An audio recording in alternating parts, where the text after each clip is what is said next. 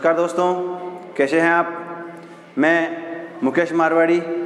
आज अपन Rajasthan coaching class के YouTube channel पर सामान्य हिंदी का अध्ययन करेंगे। दोस्तों, लॉकडाउन का दौर है, कोरोना महामारी का दौर है। इसमें आपके दिमाग पर निश्चित रूप से काफ़ी ज़्यादा बर्डन होगा। आपके दिमाग में बड़ी असंतुलन की स्थिति होगी।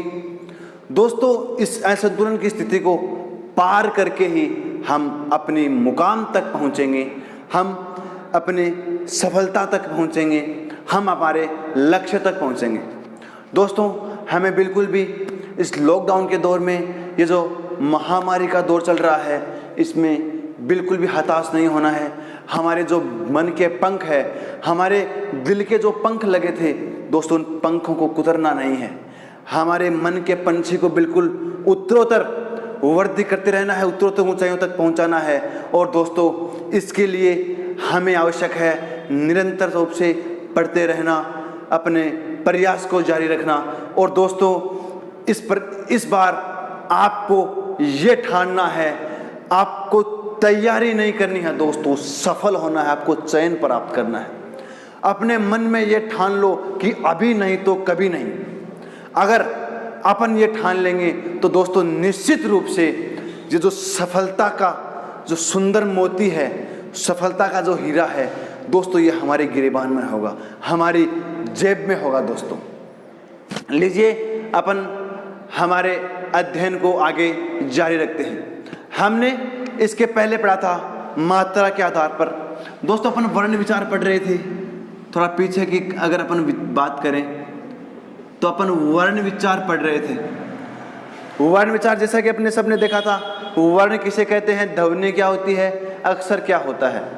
3 किसके बारे में देखा था, उसके बारे में ये देखा था कि ध्वनि कब होती है और अक्षर क्या होता है। उसके बाद अपन ने जो वर्ण होता है उस वर्ण की परिभाषा देखी, वर्णों का वर्गीकरण देखा। और दोस्तों, हम उसके बाद स्वरों तक पहुंच चुके थे। व्यंजन की अपन ने बात नहीं की, क्योंकि अपन ने देखा था कि वर्ण 2 प्रकार के होते हैं, एक स्वर और दूसरा व्यंजन। अपन ने यानी वर्ण विचार या वर्ण 2 प्रकार के अपन ने देखे थे, एक था स्वर और एक व्यंजन। दोस्तों, स्वरों के बारे में अपन पढ़ रहे थे, व्यंजनों का एक बार बाद में टॉपिक लेंगे। पहले अपन स्वरों के बारे में पढ़ रहे थे। और स्वरों में भी अपन ने जो जिह्वा के आधार पर है वो अपन ने पढ़ लिया था। जिह्वा के आधार पर जो वर्णों का वर्गीकरण था वो अपन ने पढ़ लिया था। आप उस क्लास को पहले देखें और उसके बाद दोस्तों अपने इस क्लास तक पहुंचे। हमारा अध्ययन, हमारी कोशिश ये है कि आपका समय बिल्कुल भी खराब ना हो। आप जितना चाहें उतनी तैयारी करें, उतना पढ़ें। दोस्तों, इसके लिए ये आवश्यक है कि आप हमारे इस YouTube चैनल को सब्सक्राइब करें और जो बेल आइकन है, जो घंटे का निशान है, उसे प्रेस करें और उसमें ऑल वाला ऑप्शन है उसका चयन करें। उससे क्या होगा, हमारे आगे आने वाले जो भी वीडियो हैं, जो भी वीडियो इस चैनल पर आएंगे, उसका नोटिफिकेशन आपके यानी उसका मैसेज आपके मोबाइल स्क्रीन पर आ जाएगा, जिससे हम उस वीडियो को आसानी से ढूंढ पाएंगे और अपने अध्ययन को सुचारू रूप से जारी रखेंगे। दोस्तों, हमें मोबाइल का सही इस्तेमाल करना है और ये पाना है कि ये दिखाना है कि अपन घर बैठकर भी किस तरीके से पढ़ सकते हैं, किस तरीके से अपन हमारे जो सफलता रूपी मोती है, जो ये दोस्तों ये कंपटीशन रूपी सागर है, बड़ा गंभीर सागर, जिसकी गहराई, जिसकी डेप्थ अथाह है, कोई भी निश्चित नहीं है इसकी गहराई कितनी है। और दोस्तों, ये बात दूसरी है, ये बात भी है कि जितना आप इसकी गहराई तक जाओगे, जितना आप अंदर तक डूबोगे दोस्तों, उतना सुंदर मोती आपको मिलेगा।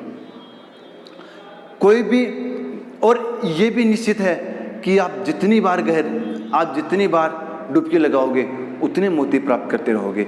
यानी इस कंपटीशन रूपी, इस प्रतियोगिता रूपी महासागर में आपको निरंतर डुबकी लगाते रहना है और एक दिन वो आपको जरूर प्राप्त होगा।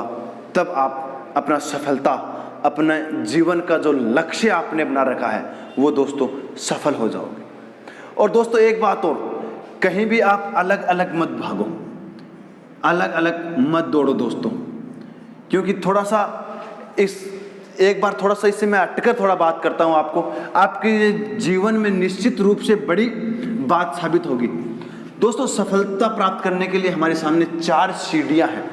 हम किस प्रकार से सफल हो सकते हैं, इसके लिए हमारे सामने 4 सीढ़ियाँ हैं।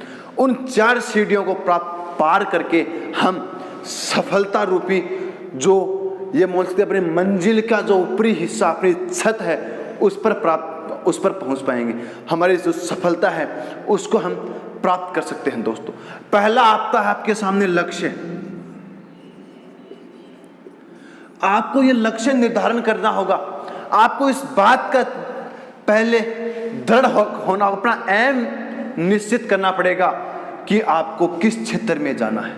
दोस्तों ये कभी भी न समझें कि मैं राजस्थान पुलिस की भी तैयारी कर लूँ, मैं एसएससी की तैयारी भी कर लूँ, मैं पटवारी भी बन जाऊँ, मैं टीचर भी बन जाऊँ। दोस्तों कभी नहीं होगा, क्योंकि आपने अपनी कहावत है कागा चले हंस की चाल, हंस रहा न कागा। अगर आप हर तरफ दौड़ोगे तो दोस्तों कुछ नहीं प्राप्त हो सकेगा। अगर शिद्दत से अगर आप IAS की तैयारी भी करोगे तो दोस्तों बिल्कुल सफलता प्राप्त होगी। तो सबसे पहले आपको क्या करना है, लक्ष्य निश्चित करना है कि मेरे को इस क्षेत्र में डूबना है। और दोस्तों जब लक्ष्य तैयार हो जाएगा तो आपको कोचिंग में जाना होगा। ये जरूरी है, ये जरूरी है। मैं आपको बताऊंगा क्यों जरूरी है। और दोस्तों एक बात और, पहला आ गया अपने सामने लक्ष्य, दूसरा हो गया कोचिंग। इस अपने लक्ष्य के अनुसार अपने को क्या पढ़ना है, क्या कोचिंग करनी है, उसका चयन करना होगा। दोस्तों कोचिंग क्यों जरूरी है, क्योंकि जो भी फ्रेशर होता है, जो भी बच्चा 12वीं क्लास से निकल कर आया है, उससे तैयारी इसलिए जरूरी है, कोचिंग इसलिए जरूरी होती है कि उसे इस क्षेत्र में डायरेक्ट कर दे। जो कंपटीशन, उसे क्या पढ़ना है, क्योंकि ये जो कंपटीशन का दौर है, जो किताबों का दौर है दोस्तों अथाह है। हर साल 3 लाख किताबें प्रकाशित होती है दोस्तों। विश्व में 3 लाख किताबें हर साल प्रकाशित होती हैं।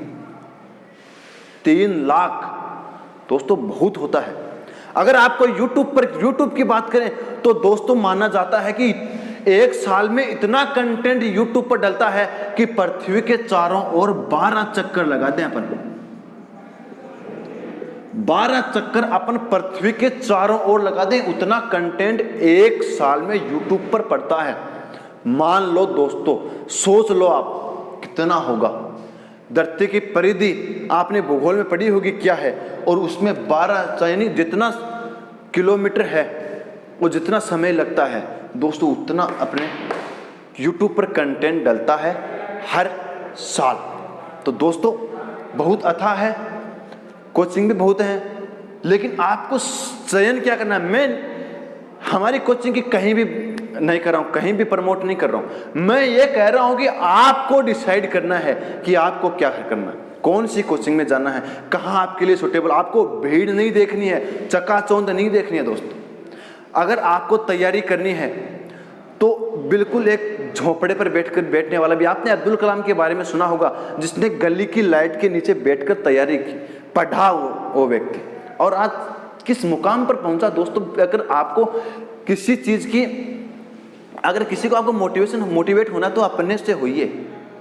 अपने जो अब भारत के, मैं विश्व के कहीं किसी भी व्यक्ति की बात नहीं करूँ, भारत में भी दोस्तों काफी ज्यादा अपने लिए लीडर्स हैं जिसका अपन फॉलो कर सकते हैं। दोस्तों अब्दुल कलाम बड़ा लेजेंड आदमी, वह बिल्कुल किसी भी भागदौड़ में नहीं गया। उसने एक अपना लक्ष्य निश्चित किया कि मेरे को क्या करना है, मैं क्या बनना चाहता हूं, मैं किस दिशा में जाना चाहता हूं।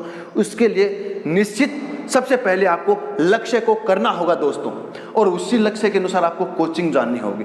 क्यों? क्योंकि आपको उस दिशा में चलने के लिए कोचिंग क्या कर सकती है, आपको रास्ता दिखा सकती है दोस्तों, पकड़ के नहीं ले जा सकती। आपको उस रास्ते पर चलना होगा, उस रास्ते पर चलने का काम आपका है दोस्तों। कोचिंग का काम है, टीचर का काम है आपकी जो रुचि है वो किताबों में पैदा करना, चाहे वो छोटी हो चाहे बड़ी हो। अगर आप छोटे से गांव में पढ़ेंगे तो पैसा कम बर्बाद होगा, अगर आप बड़ी मेट्रो सिटी में जाएंगे तो आपका पैसा निश्चित रूप से ज़्यादा बर्बाद होगा। जो अपने ग्रामीण क्षेत्र के लोग हैं, ये निश्चित रूप से अपना नवलगढ़ छोटा सा ग्राम, अपना कस्बा, बड़ा प्यारा कस्बा दोस्तों, यहाँ से अगर आप सीकर जाओगे, जयपुर जाओगे, दिल्ली जाओगे, तो दोस्तों दूरी के साथ साथ अपना जो जेब का बजट, अपने जेब में जो वजन है वो बढ़ता जाएगा। तो दोस्तों ये जो कोचिंग का कीड़ा है, मैं ये मान सकता हूँ ये कीड़ा है, इस कीड़े को आप यहीं पर निकाल के फेंको ना। जब इसे निकाल के ही फेंकना तो यहीं निकाल के फेंक दो इसको, क्या दिक्कत है।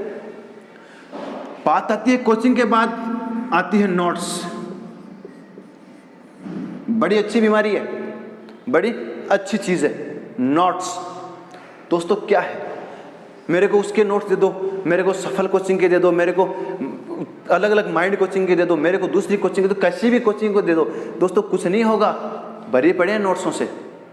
बहुत नोट्स उपलब्ध हैं, अपने फील्ड में घूमेंगे तो बहुत हैं।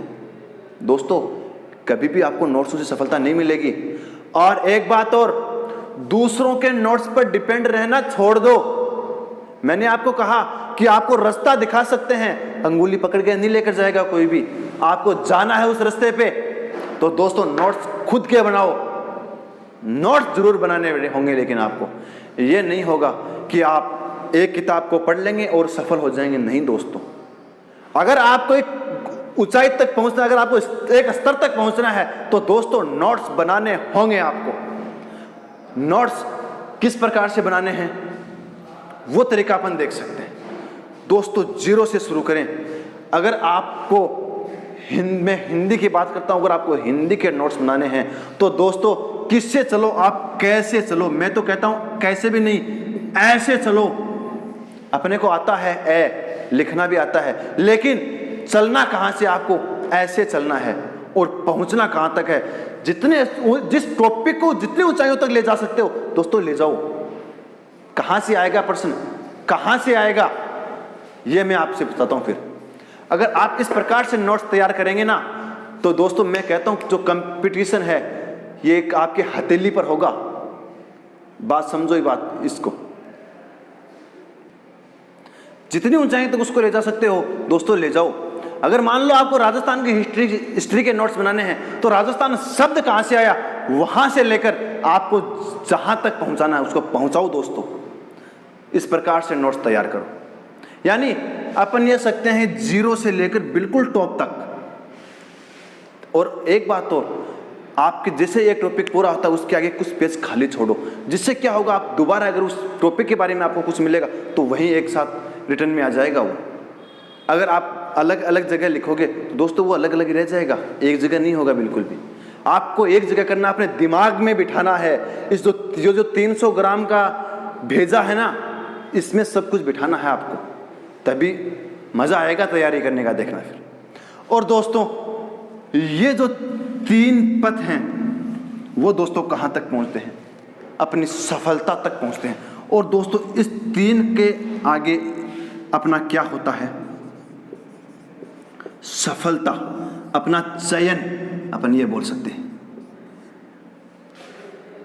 दोस्तों अगर आप इतना कर सकते हैं तो आपको बिल्कुल प्राप्त होगा ये वाला जो मोती है, ये जो सुंदर सा मोती है, ये जरूर प्राप्त होगा दोस्तों आपको। तभी अपन अपने सफलता के शिखर तक पहुंचेंगे दोस्तों। संतुष्ट, और जीवन में कभी भी संतुष्ट मत होना दोस्तों। संतुष्ट अर्थात अपने मन को मार लेना।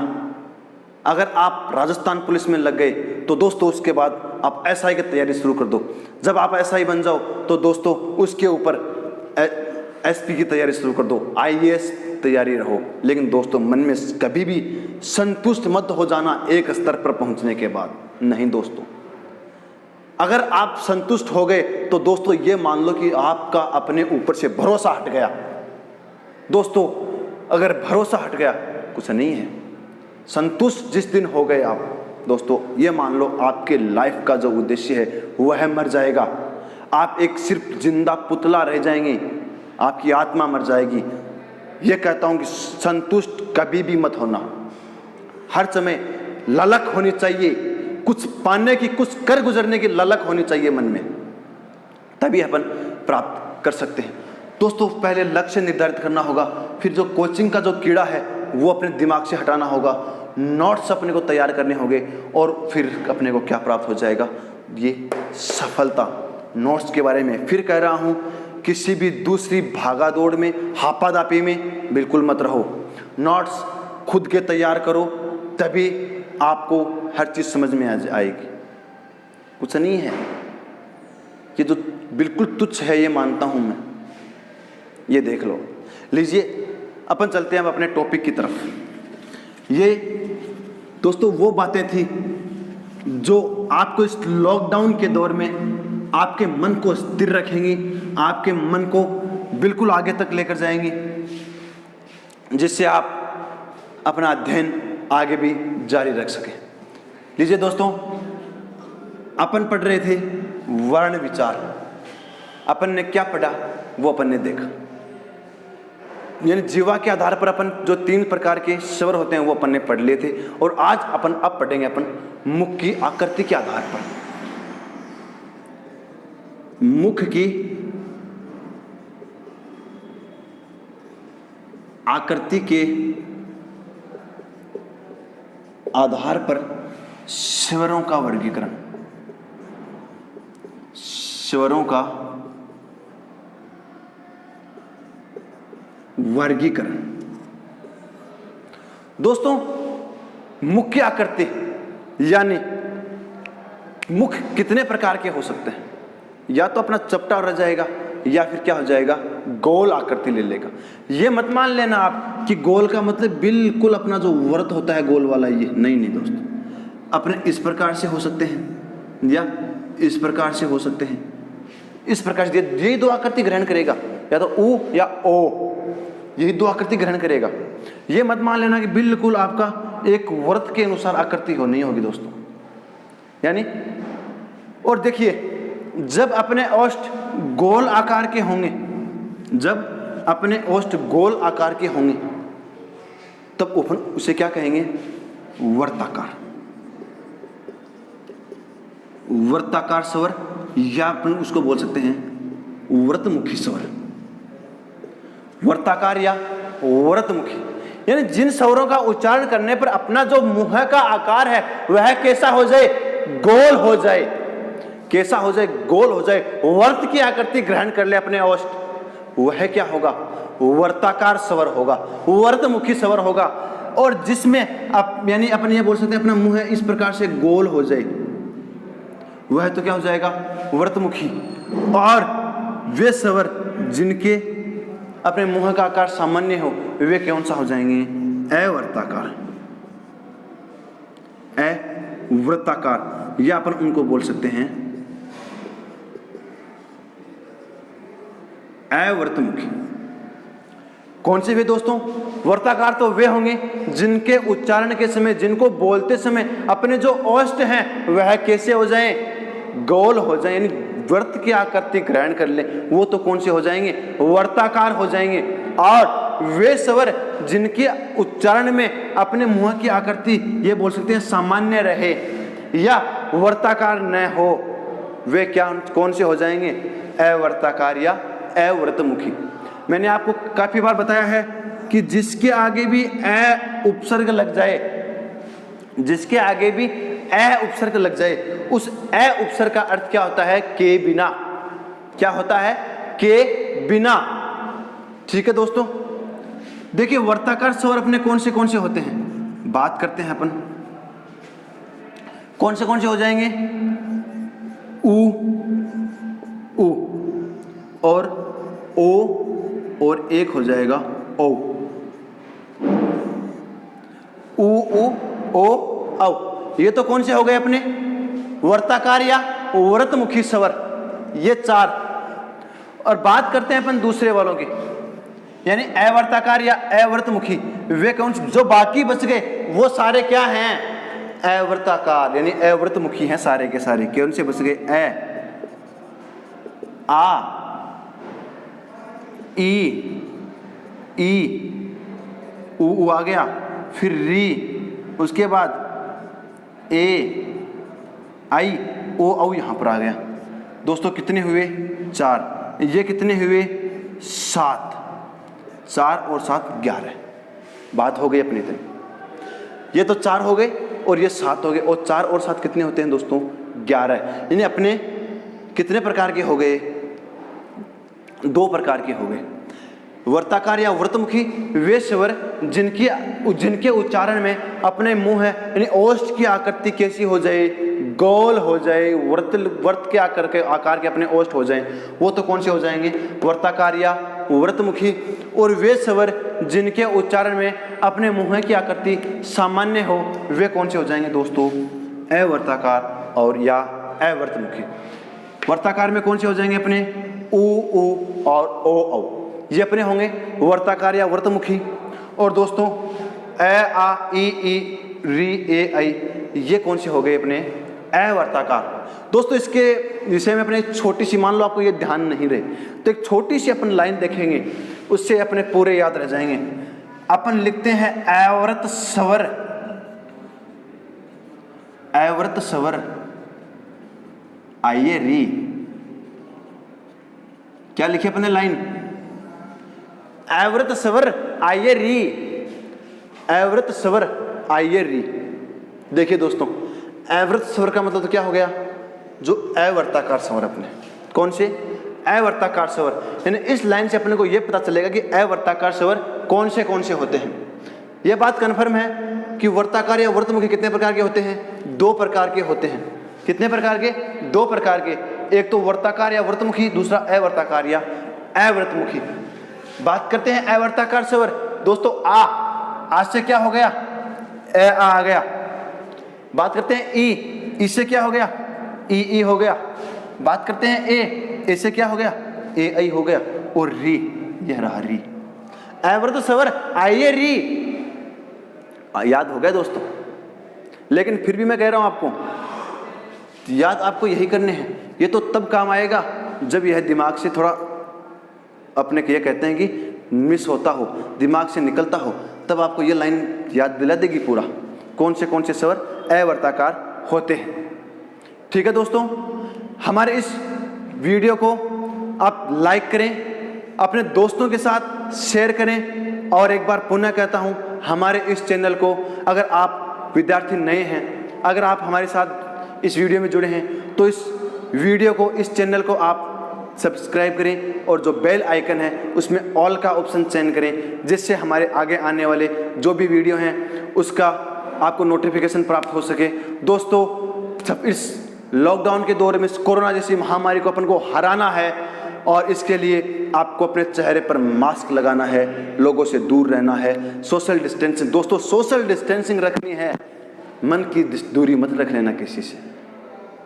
ठीक है दोस्तों, तब तक के लिए जय हिंद, जय